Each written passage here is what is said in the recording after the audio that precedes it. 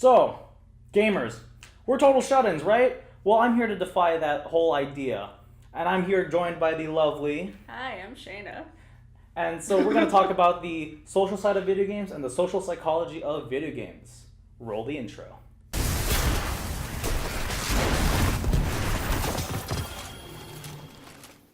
What's up, everybody? My name is Shadow Wolf from Shadow Wolf Gaming, and as I said, I'm joined by the lovely Shayna. Thank you for joining us. Thank you for having me. Yeah. So as you can see, I'm not in my usual studio, or whatever the hell I'd call that, honestly. recording area. Bedroom? Yeah, bedroom. Alright. I'm trying not to be low budget.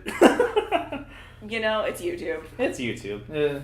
We're just ad hocing this completely, and it's going to be a little more different formatted, more podcast discussion like, and that's actually kind of what I always wanted to try doing. Oh yeah, podcast. Hey, we can try uploading that on podcast site later. That's true. It's gonna be a pain for me to edit, but it's okay. Just get rid of the video. Don't worry about it. Yeah. So the current stigmata of us in the video game industry and the video game world is that all gamers are shut-ins, no lives, and spend 84 hours on the computer screens, which to some level is true for a few, but not everyone. The stigma is that gamers are antisocial, unsociable, they don't want to talk to you kind of people, very reclusive kind of people. The whole, if you walk out of, they'll just kind of scurry out of the room with big dark circles under their eyes like a raccoon. That's just a typical college student right there.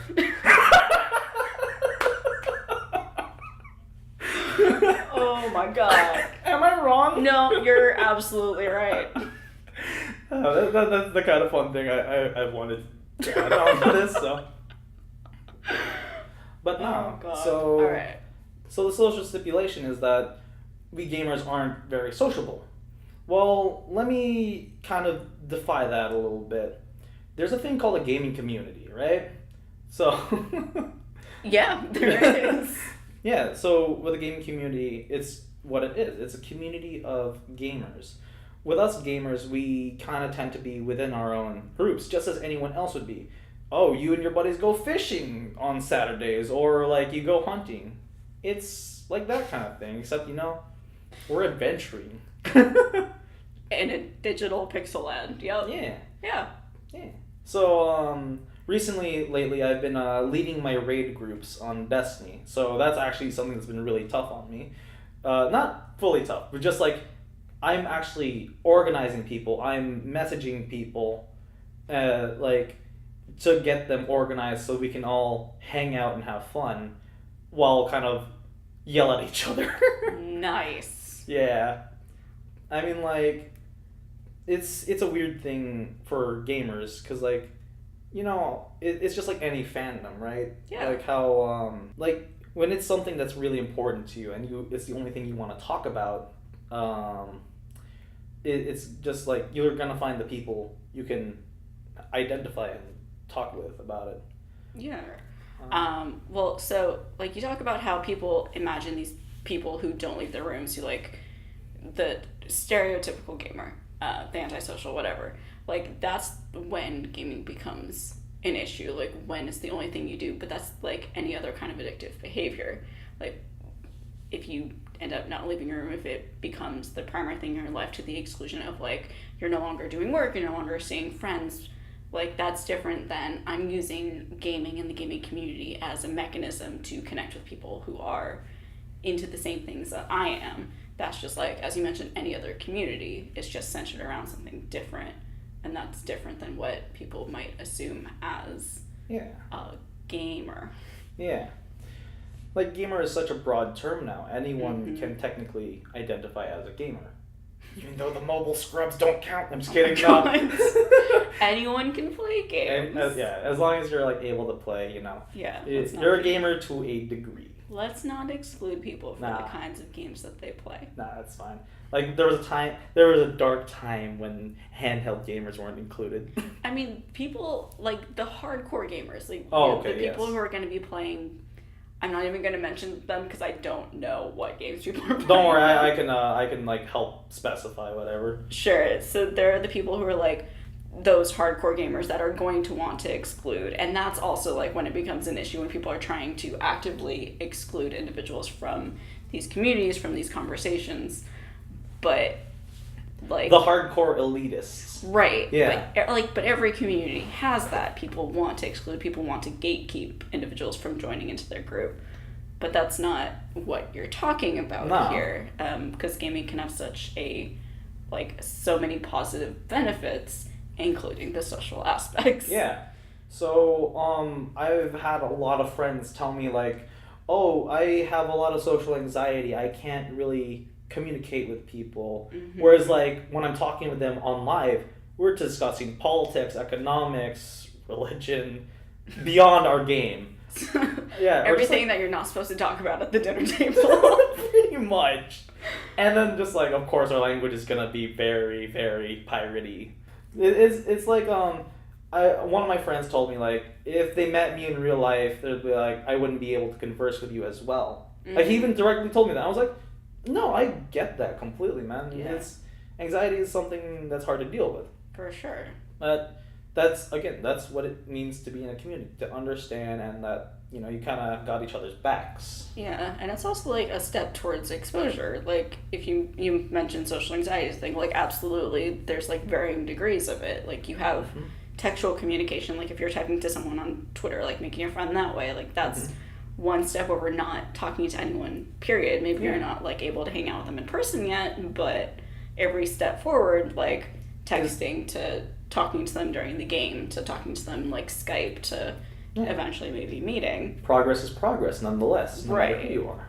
Exactly. Yeah. It's like it doesn't have to look the same for everyone. Someone might not want to play games, but it can be as simple as like asking the FAQ group, hey, how do I get through this level? Or or asking, hey, I kind of need a guy on my raid team. Can you listen to orders? All right, cool, we got you. Yeah. It gives you something to talk about and to bond over. Yeah.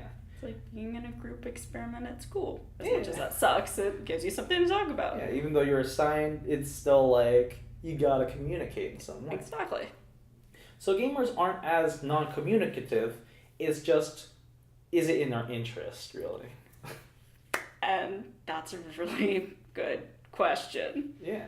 Because, I mean, like, you're obviously ensconced in it more than I am. I need to stop saying that word. No, no, that's amazing. Like, I like having very wide vocabulary on this channel. Perfect. Yeah. What was I saying? Like, because there's the social community that it seems like you're kind of talking about that's more just, like, your friends that you'd hang out with and you're just using gaming as a way to do that. And then you have, like, again, the elitists who are, like, who tend to use the way that we think about them as, like, they are awful trolls. The ones who will curb stomp your teeth for not knowing jack shit. Right, or, like, the people who you might consider to be far more conservative, shall we say. Yeah. I think there's kind of that fear about online communities that... Mm-hmm. So I mean, like, our parents did tell us to not talk to strangers online, but what do we do nearly every day? Right. Well, yeah, it's a whole different world now. Yeah. No. The 90s was the dark times of the internet. Actually, I don't fully identify as a 90s kid, which is weird. Well, you're 95ers, 96ers are in a weird spot. That's for so millennials. Weird. I don't identify as a millennial. I'll be honest. That's okay. I don't even. Sometimes labels are really helpful. Sometimes they're really not. Yeah, no. And so video game communities are actually amazing places as well. They can be outreaches for people. They can be for people who are trying to cope as well. Like, as addictive as video games can be, there are amazing coping mechanisms as well for a lot of people. Either a loss or you're suffering through something. It's there. I mean, like... I'm gonna keep referring to Destiny because that is my main horse right now, I guess we could say. Horse? Okay. I don't know. It's my main poison, I guess we could say. My poison of choice. So there was a time when there's this guy who was suffering from cancer, and he played Destiny for hours, and he loved the game so much that when he was kind of dying, his friends sent a letter to Bungie, and they said, "Hey, our friend loves your game so much, and it's really helping him. Like it's helping him cope with the game. It'd mean a lot if you could do something to immortalize him." So I think when he did pass eventually, they did like a community video in his honor. They carried him through the raids. His friends did, and then Bungie eventually immortalized him with this weapon called the Jade Rabbit, and the weapon was called the Fate. There's a special perk to it called the Fate of All Fools, and that was kind of, I think it was his gamer tag or something, but it's things like that where it's where communities are actually something not really represented in because of the video game community. There's so much stigma of the video game industry still. Let's see, another thing like that happened in World of Warcraft many years ago, where they immortalized a certain certain player in the world. I don't remember who it was, but that was back in the days of when G4 TV still existed. Things are like, they have more impact than just being a mindless thing. Like people from the outside looking in see this thing, when people on the inside can see like it's Narnia. It's like seeing the cabinet, whatever. The wardrobe. That one. Yeah. The wardrobe versus like actually going in and seeing this magical kingdom. Yes, and that's what I love about the video game world. Yeah. You're taken away from what is ailing you for the most part. It's just like the book Introverts as well, to a level. It's just like you see them, they're just kind of don't bother me while I'm reading kind of thing. Yeah, there's just different ways of coping, and some are seen as more socially acceptable than others. Yeah. There's nothing different from a video game community to a book club when it comes down to it. I mean, yeah, everything has its pros and cons and whatnot. And yeah. Another thing about the gaming community is we're still kind of stigmatized no matter how big we're represented. Mm-hmm. So on the show Conan, I forget which YouTuber, it was either Mark or Jack, and so they got a chance to like actually get on stage and play with him. I think they were playing Outlast or something. Oh God. Yeah. Yeah. It was either Outlast 1 or 2, and I feel like he was kind of being sarcastic in talking to the gamer and to the YouTuber, and it was just like they're saying like, "Oh, cool, this is gonna be the scariest game." He's like, "Oh, so what are you doing here?" He wasn't being.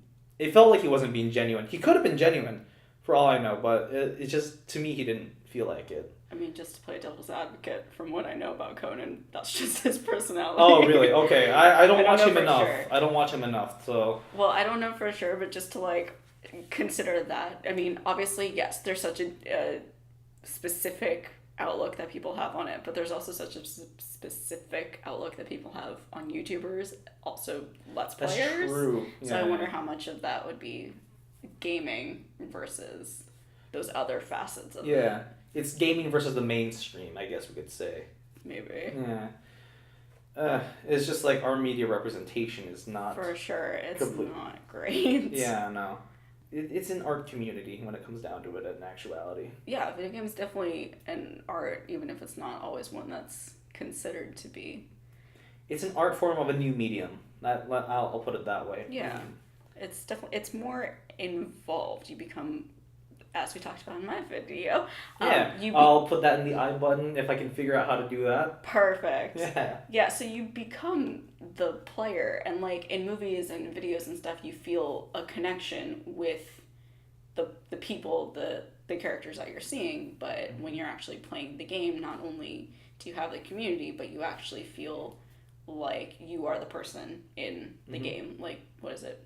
.hack or Sword Art Online, that kind of mentality, but Sort of, yeah. You are in that world. Right. Mm-hmm.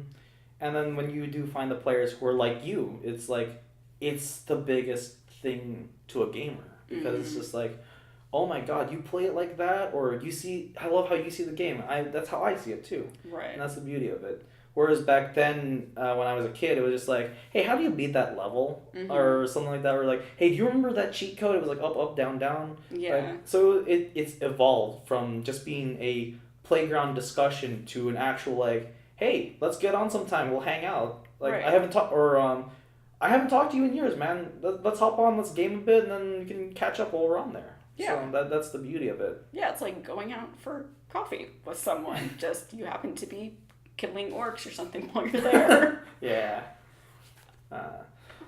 And then the video game communities actually do so much more than you think they do. I mean, like, yes, they are sitting in a chair for like 24, not 24 hours. I hope not 24 hours. Then you might have a small bit of a problem. Sorry. Wrong analogy. Twitch streamers. We'll go to that side of communities now in gaming. Twitch streamers and YouTubers do so much to the world that actually it really kind of cuts down what the stigma is and should not be what the stigma. It cuts down what the stigma should not be. There we go. I think that's what I'm trying to aim at. You guys get what I mean. It's we're cutting down stigmas. It helps destigmatize. There we go. All right. There we go. So yes, Twitch streamers and YouTubers are a very different breed of gamer, honestly. Mm-hmm. So they may be the high caliber big shots, but they do things. A lot of things they do go beyond the money aspect of things a lot of the time. I can advocate for Jack and Mark. They're very active for their communities. They, as much as they get praise, they praise in return, which is always something amazing because they take the time to respond to individuals at the time. They do Make-A-Wish stuff, playing with those who are in desperate need and such. Yeah. To the Twitch side of things, many of the streamers I skim and follow, they do charities, and it's so amazing. The stuff they pull in thousands and thousands to the charity, and it doesn't get any word, and people continue to hate on gamers and the communities because they're just like, you're just sitting down and playing. You know what? We're doing a lot. Take a time to look into the community and see what's going on. Well, and like if you're bringing up that conversation, like Jack and Mark and Let's Players and people on Twitch and all those people are changing like the platform, the way that games are being played. Like I'm gonna be the first to admit, as much as I like video games, I'm not gonna be sitting there playing video games. I don't have that time, and it doesn't capture my interest in that way. Yeah. But I love gaming. I love the stories, and I love the community that's involved. So make like Jack in particular, like the Game Grumps, adding more tags for you. Yeah, definitely. Like these people are going to be making games, and the stories that they're trying to convey in the games and the community that they're building through the chats and through the comments and things like that, that makes those accessible to me and to people who might be in a similar position to me, which is amazing because, again, as we were talking about on my channel, like there's all this representation that's seen in games because it opens up this whole alternate world, an alternate way of sharing stories that might not be as possible in other mediums. So it also creates like a whole nuanced, different community. It's the communities within communities, like a Venn diagram. Mm-hmm. There's the connection there somewhere. It happens. Rest in peace, Kate Spade and Anthony Bourdain. That's another thing video game communities do amazingly. They actually show care to their communities. Recently on Facebook, I saw this one post from the Gears of War community actually saying like, hey, talk to a friend, help them out. If they really need your help, be there for them, and if they really do need it, here's the number for a suicide hotline to help them out. I was like, oh my god, that's amazing. This is what the beauty of the gaming community is. And mind you, Gears of War is a very bloody and gory game. But it is a very tight-knit community, and they're there for each other like that. There's solidarity, as you would see in like any sports team. Even in the esports arena, they have that level of solidarity that we're there for each other. I mean, like, of course we'll kind of like be wary of those who are on the outside of it, but it's not, we don't want you to hate on what we do or judge what we do. It's like, this is what interests us. We love this. Please don't in our cereal. For lack of a better phrase, but I said that before one time and I don't remember where. But don't shit in the cereal, don't kick the beehive is essentially what I'm saying here. I mean, like, if you're curious, you can look in the beehive. Sure, but don't be Winnie the Pooh diving into the honey. Just, like, ease into it, I guess. All right, sure. I don't know, that analogy just flew out the window. Flew out the window, tuck and rolled into a garbage truck. So Beautiful. Nailed it. Oh my god. But it's nothing different from the comic book community, who's slowly actually making their way into the mainstream now because of more movies. Yeah, there's been shifts in like how everything is treated. Yeah, like, exactly. Even the gaming community, right? Like you had, I think way back when, I would say there was definitely a lot more stigma surrounding gaming. Yeah. And it's slowly become far more mainstream. Like everyone is playing games, even if it's on their phone. Like Pokemon Go was such a huge thing. Was. Animal Crossing was such a huge thing. What is it? Candy Crush or whatever. Yeah, Candy Crush was like, maybe people are not going to consider those video games, but like they technically are. They are. It's just the spectrum of things. Right. Yeah.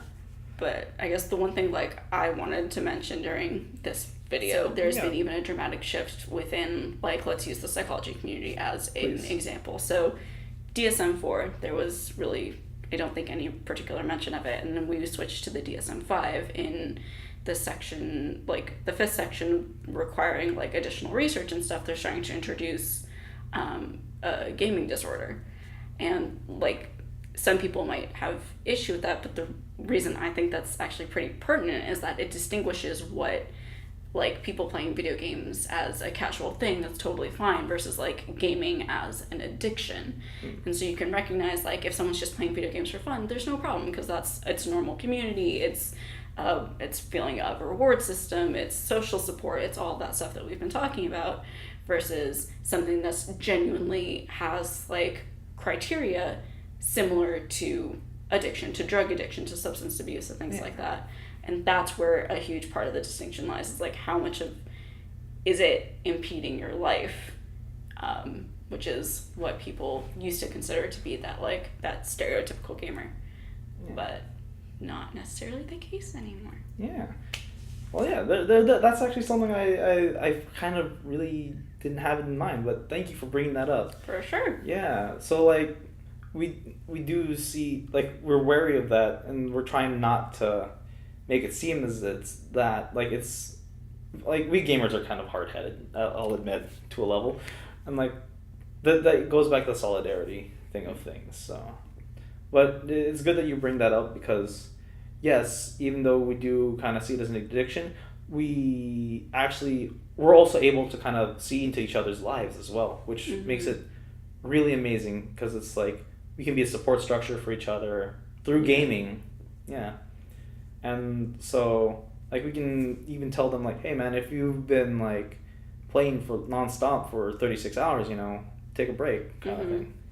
Yeah. Or just like remind each other like, hey, let's take a quick water break, and then we'll jump right back into it. Yeah, like I was reading about one of the, like there's an organization that helps individuals who are facing like gaming addiction essentially, and they use basically the 12-step program for any like substance addiction program, and obviously one of the big things is having social support.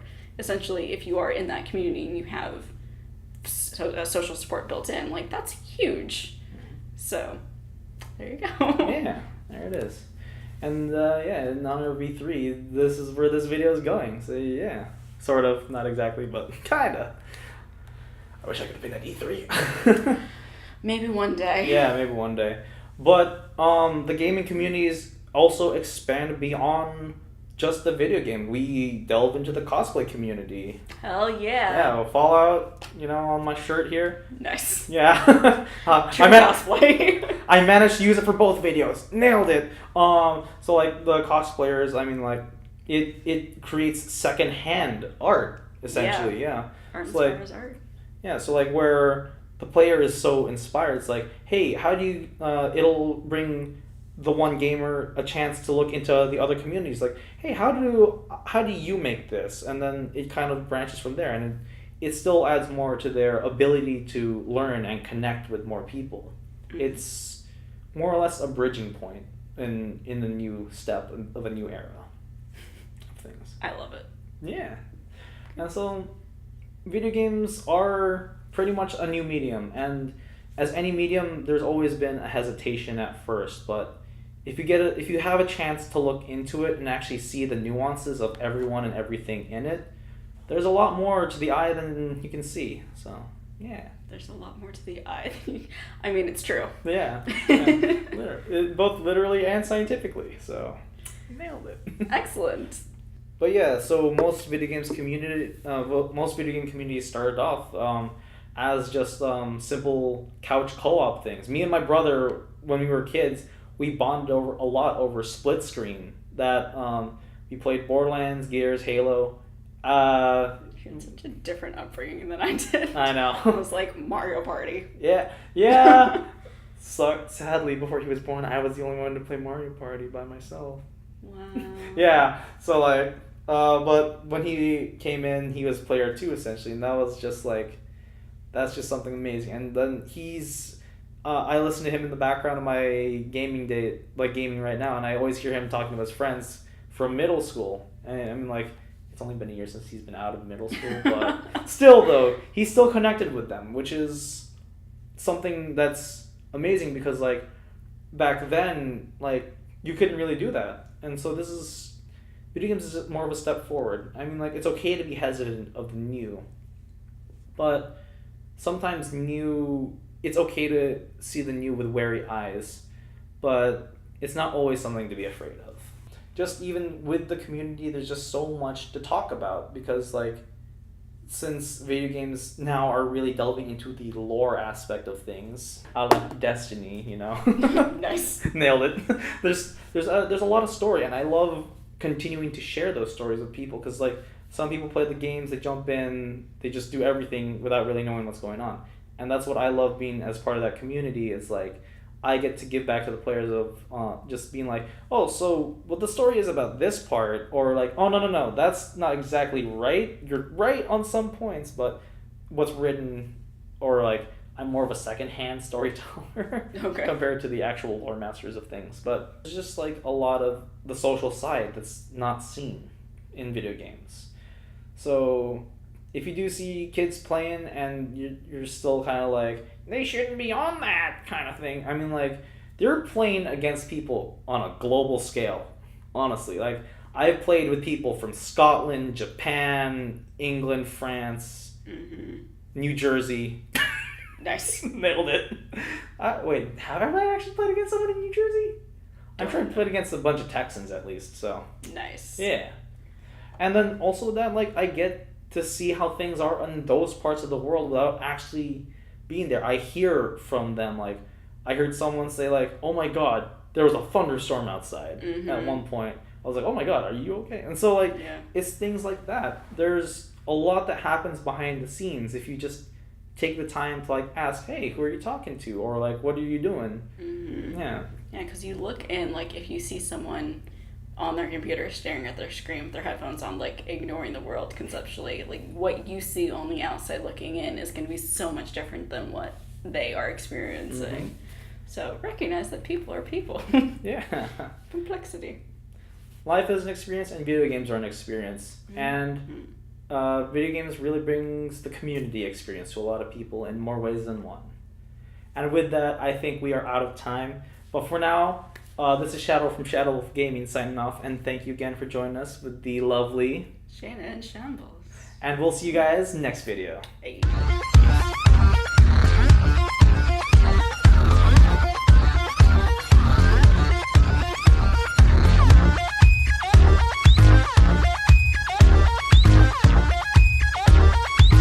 With a snap of my fingers, these will sync. Magic.